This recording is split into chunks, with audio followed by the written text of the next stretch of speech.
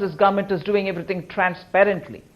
Now, if each of them are, shopping from one to another protest because they have something personal, visceral against the Prime Minister, I think this is the time that the farmers who are genuinely coming from all parts of Punjab and Haryana and so on, it is time for them to distance themselves from these elements.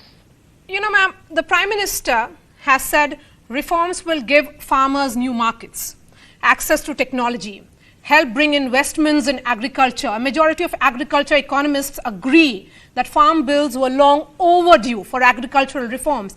Despite its best intentions, would it be fair to say that the government failed in communicating the message to the farmers and the finer points were lost in translation?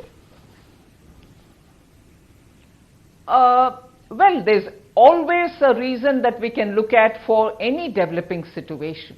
The government, not just this government, for last 20 years, governments of different colors and hues have had this discussed, have had this, looked in through various committees. Various committees have gone through several iterations, and after that, it had come to the Parliament.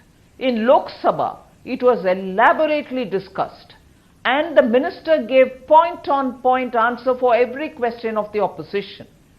And the Agriculture Ministry has come out with the data to show how many stakeholder consultations had happened, how many farmers were engaged in this conversation, and if all that happened, post which the Punjab government also chose to say, right, we are going ahead with our own laws.